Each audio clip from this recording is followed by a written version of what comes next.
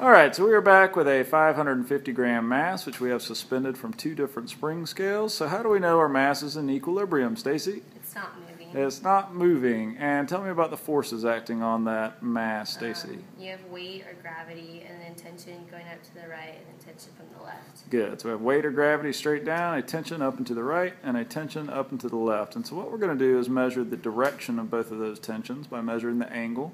And then we're going to figure out what their values should be. So, Stacy, can you tell us the angle for both of those tensions?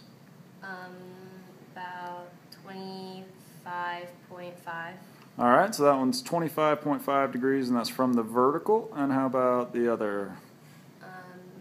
42.6. Negative 42.6. Negative 42.6. And was that from the horizontal or the vertical, Stacy? Vertical. That was from the vertical as well. All right, thank you. Okay, so for this problem, we have two different tensions, both of them at angles this time, and this time we happen to measure our angles from the vertical instead of the horizontal, and that will change things a little bit when we resolve into components. So we know the mass, and then we know the angles of both tensions, but we don't know the magnitudes of either, so that's what we're going to solve for this problem. So, once again, since we have forces that are at an angle, we have to break those down into their components. But this time, since we measured from the vertical, it's going to look just a little bit different.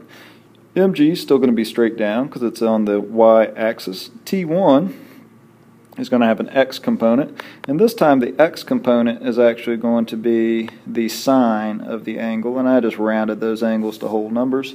And this time the cosine is going to be the vertical component, which is the opposite of what we saw for the last problem. But if we look at it this time, here is our T1, here is our T1y, and here is our T1x, and Stacy measured angles from the vertical. So this time our y component is actually adjacent and our x component is opposite.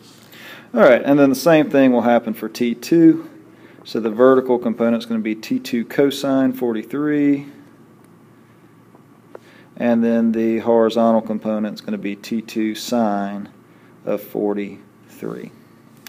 Alright, so then on the next slide we will write and solve our system of equations.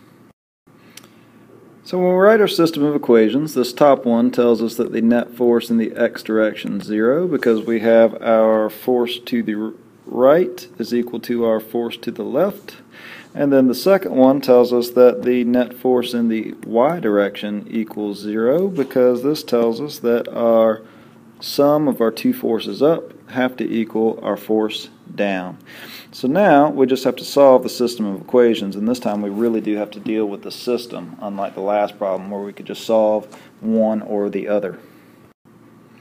So the first thing I've done here is solve my net force x equation for T1, and I get that T1 equals T2 times the sine of 43 divided by the sine of 26. And so then I'm going to take this value right here and plug it in for that T1. So now that I've done that, the next thing I'm going to do to make my life easier is I'm going to turn all these sines and cosines into decimals, and I'll go ahead and plug in my values for mg as well. So I've plugged in my values of sines and cosines. That first one came out to 1.40 times T2.